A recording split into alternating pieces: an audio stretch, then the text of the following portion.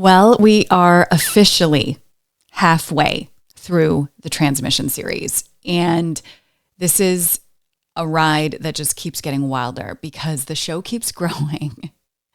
Folks keep coming back to listen. Our daily downloads and our daily listen through rates are going through the roof. So just as a small point, if you have a podcast and you are, just a solopreneur in this sense, like I am, and you're not working with a production company and you feel like you can maintain a daily schedule, that is the way out of the gate to grow a show, because I launched this show a month ago and I'm officially up to the monthly downloads that I had hit with Permission to Leap, which was my previous show that was doing really, really well. It took me about 3 months to reach this rate with that show. So this is going really well. I'm really happy that you're here. The YouTube experiment continues to be an experiment. But I will just give you a little bit of an announcement at the halfway point, is that this has given me the absolute courage, I would say, to start a new series that I am working on in the background that will launch in hopefully November. That's going to be much more focused on communications. And I mean, this transmission series is kind of the daily energy that comes at the top of my head. So sometimes I'm in my workout gear. Today I'm actually dressed. It is still very early though. And so this is just a kind of about the energy behind the business. This is more of like a love letter to small business owners and entrepreneurs and those of you who are really trying to reckon with what it really means in your body to run a business and make decisions like this. The new series that I'm going to be launching will be a blend of what I'm doing on LinkedIn, which is, to be honest, where I focus the majority of my energy in terms of the business. And it'll be interesting to see how that all plays out. So I think actually tomorrow I'm going to get my thoughts together about what I do on LinkedIn and how I like LinkedIn energetically. But today there's something else that I do want to talk about. So anyway, that's just kind of the announcements at the halfway point. Also, FYI, I'm still soliciting folks to join us in the Embodied Visibility Lab, which will be super awesome. The kickoff for that will be the end of November, the week of November 24th. I'm hoping to fill it up with 10 to 12 people by the middle of November. So still a month, if you're listening to this in real time, still a month to reach out and connect and see if this is something for you. The cost to join, I should actually say this to you on the show, the cost to join the Embodied Visibility Lab is less than $2,000 Canadian, and it's a full 10-week program where a lot of the tools that I've talked about in the last few episodes will be pulled through into a very personalized kind of container with a group. We'll have weekly calls, and then we're going to take a break over like the Christmas holidays. So December, that's also going to be the time where if you would like some one-to-one time with me, for me to help you through your specific situations as it pertains to your business and decision-making and communicating and so on and so forth, that will be the time that we can connect like that. So it's a really open, fluid container. The outcome at the end, honestly, is that you will finally be able to recognize and live your own rhythm as it relates to everything we've been talking about here on the transmission series. So your rhythm for showing up, your rhythm for finding your authenticity and showing up in a way that is not going to deplete you, that is going to attract the right kind of people, that is going to feel really magnetic and really fulfilling and uplifting for you, and is not just a cookie cutter solution. So the outcome is that you are able to develop the awareness to identify your own rhythm. And that way, come the end of January, when the program is finished, you will be completely at choice in terms of what your next steps are. Do you need to go find a business strategist coach? Do you need to do more somatic work? Do you need to just put an offer out to the world like I'm doing right now and see what happens, right? You will have clarity because you will have taken the time, about 90 minutes a week, give or take, to cultivate that embodied awareness of what visibility needs to be for you. That is what I am experimenting with in this new container. And I've never done it before, but I'm really excited to see how it comes together. So like I said, there is still an offer out for you to join us. We will be likely doing the calls on Mondays. And we have a couple who have signed up already. And then I have a couple more who it's the Thanksgiving kind of week and everybody's kind of nutso after Thanksgiving and everything. So I'm just waiting to touch base with folks in the next couple of days to see if they'll jump in. But certainly that invitation is still open for you. And if you would like it, find me on Instagram at its.erintrafford and drop me a DM. I will be happy to share the information with you. It's a little more granular just in terms of what we'll go through week to week. Or you can feel free to drop me an email, team@erintrafford.com. Okay, so that's the halfway kind of housekeeping needed to happen. But today what I want to talk about is a fallacy. It's the narrative fallacy that I want to talk about. And I have been sitting with this as I've been leaning into changing the way that I work and changing the structure of my company over the last 12 months and changing what I want to say is how I enter a room, whether that's a digital room or a literal room. And it's the fallacy that surrounds the story you tell about yourself. And what happens when that story that you tell about yourself becomes kind of like a prison. And I know that sounds dramatic, but stick with me on this one. Because I spent years, actual years, introducing myself as a former news anchor turned entrepreneur. And for a while, that story really served me and it gave me a lot of credibility and it explained my expertise. And it also made sense to people until one day it really didn't. Until that story started to feel like it became a box that I couldn't get out of. And that is what we call the narrative fallacy. And if you're not super careful, especially as it pertains to personal branding, the story that built your business is also going to become the story that limits it. And I'm telling this to you from a very personal vantage point because I think that's the best way to explain it. So the narrative fallacy is actually a real concept. It's the idea that we are wired to create stories to make sense of the world. And we'll take random events, because we are humans, we'll take random events, disconnected facts, and our brains, through various functions of neurology, neuroscience, and proprioception and interoception, again, nervous system, we will weave those disconnected facts, those random events, into what we feel is a coherent narrative. And those narratives feel true to us. This is why I'm starting to talk so much more about nervous system capacity, nervous system awareness, because that is where our bodies interpret feeling. So if we are looking around us and forming these coherent narratives that feel coherent or feel rather true to us, they feel as if they're explaining reality. But really, they're actually just the story we are telling ourselves about reality.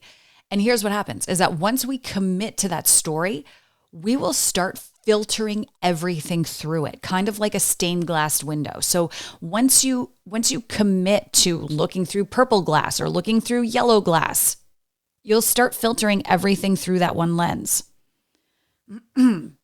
So in business, you can see how this shows up absolutely everywhere. I'm going to take a sip of coffee now, folks, because I'm not wanting to edit this and I'm clearly passionate and my throat is just going. Okay, so let's talk about where this shows up in your business. Your origin story. It can sound like, oh, I see this all the time. I mean, every other post on LinkedIn and every other post on Instagram, I see this. I left my corporate job to build freedom. Okay, cool. Cool, you did that. But what happens when your business starts to require structure and actual systems in order to work? When it starts to look more like a corporation, whether that's just on the back end, the way the money flows, the way that the accounting works, the way that your operations are running? Does that story of airy-fairy freedom, I'll just make more money next month, no big deal, I will have huge months and then I'll take vacation for 3 months and this and that, does that story serve you? Or is it limiting you from focusing on the structure, the corporate structure that you now need in order to enable that freedom? Right? Is it actually giving you tacit permission to avoid growth because it doesn't fit your chosen narrative of, I left corporate to be free, therefore I will not indulge corporate because I want to be free? And that can limit you. That can absolutely limit you. Here's another place it shows up. So we talked about your origin story. There's another one that is your identity story. Okay. It can sound like I'm the scrappy underdog. I have that one all the time, especially when I was growing and I am growing the podcasting company, because there's other companies that are bigger, louder, more aggressive, frankly, less scrupulous than I am. There's a couple locally, actually. And yeah, they steal business and, they say one thing to your face and they do another. And I'm like, I'm not like that. So I'm an underdog. Okay. I have that totally identity story, which fine. And you may have that too. You may be like, run a granola bar company, but I'm not Quaker Oats. It's likely you're not Quaker Oats. You're the scrappy underdog. Cool. But what happens when you're not the underdog anymore? What happens when you grow beyond that identity and it doesn't serve you anymore? When you have a team, when you have multi-six-figure contracts, are you still performing scrappy? Because that's your story. Even when it's not serving your business, is it stopping you from stepping up and being like, okay, cool, I actually don't have to compete anymore. I've grown this thing. I don't need to be an underdog to anybody.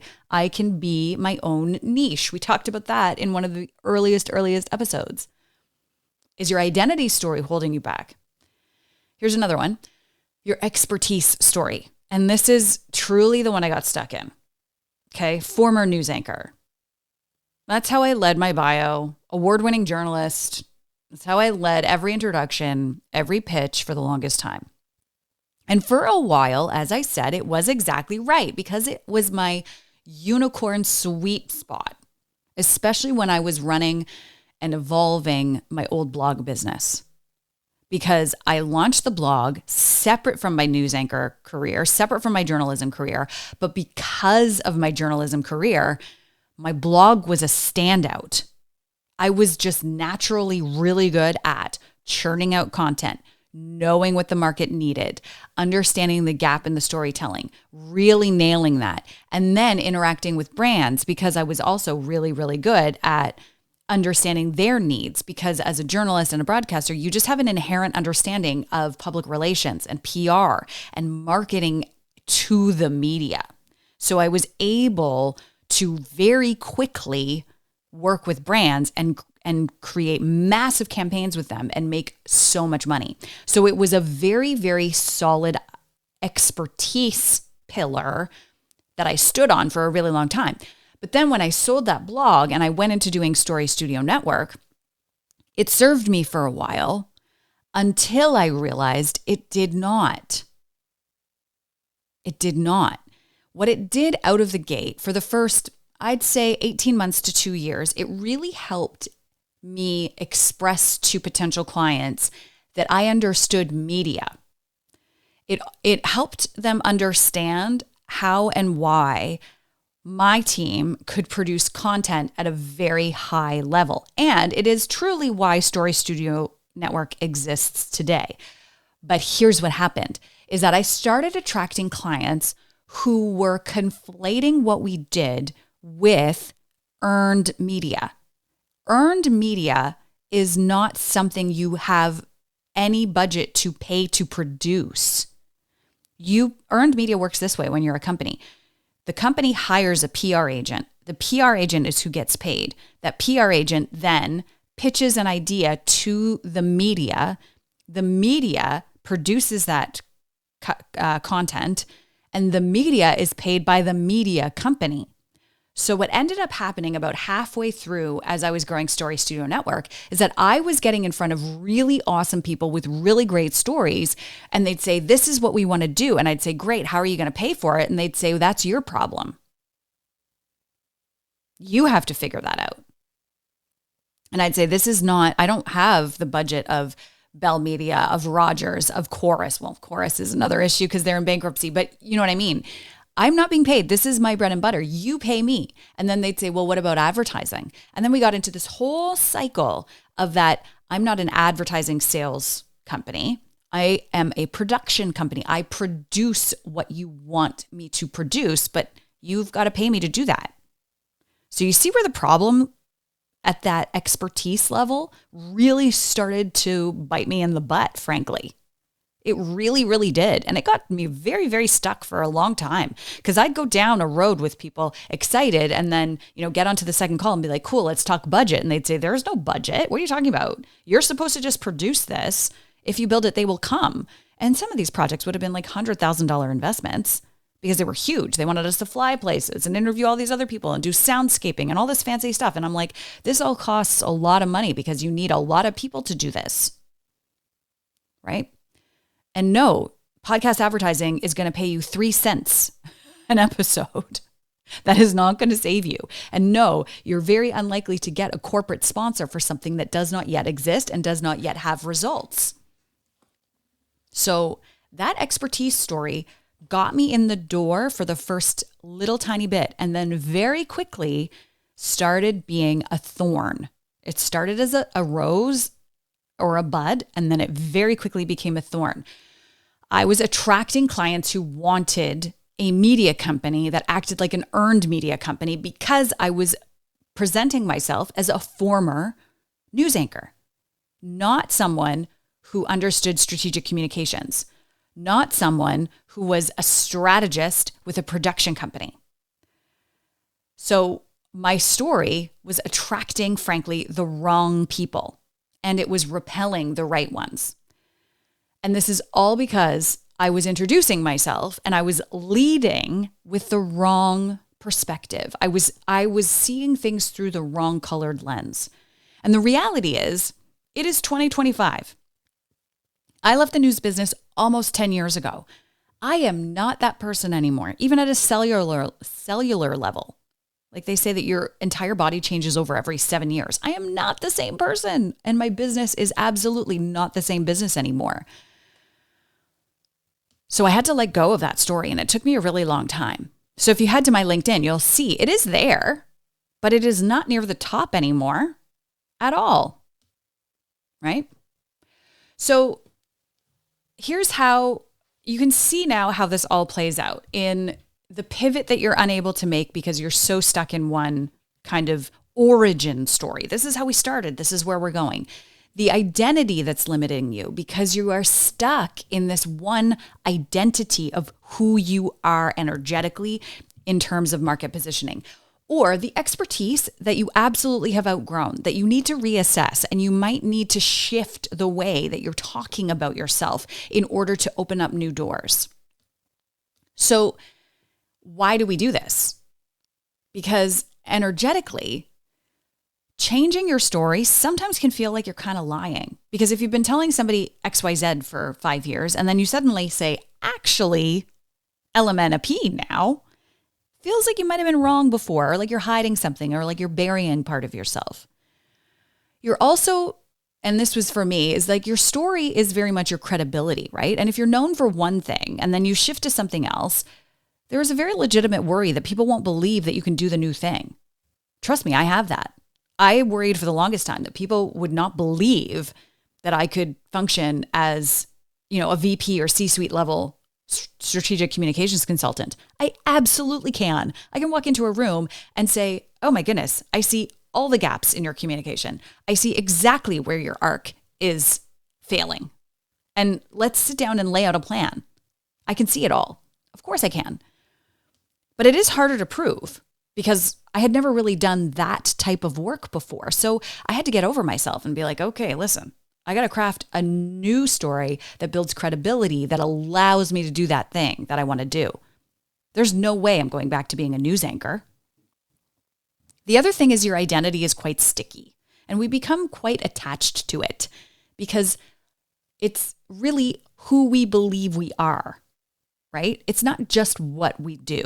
And letting go of that can often feel like letting go of ourselves, right? And I felt this very much. I felt like when I let go of that identity that I had to mourn a part of myself that I could not fully bring forward with me.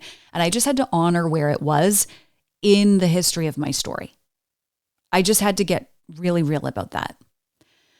And I think the other thing that happens is we're taught to believe that people are buying our story. And so if our story feels incomplete to us, then it feels like we won't get hired because we're not giving them the full picture. And so that allows us to stay stuck with these lenses and stuck in this incoherent state of that narrative fallacy we talked about at the beginning. So here's what I want to give you as a devotional this today is write down the story you're currently telling about yourself. Like, actually, think about it. How are you introducing yourself? What are you leading with? And then ask yourself, is this still true? And is it still serving me? Is it limiting me from actually doing what it is that I want to do? And how could I slightly shift that or re-articulate that in order to open up more doors? Because evolution is very, very natural, right? We talk a lot about inertia and momentum. Evolution is a form of momentum. Your narrative about yourself and your brand and your company and what you do needs to evolve. It will not stay static. It needs to evolve. All right. Thank you so much for listening right through to this day 15 of the transmission series. I will be back tomorrow. And I do think it's time we talk about LinkedIn and why you might be doing it wrong, what I'm experimenting with, and we're going to get into some specifics tomorrow, I think.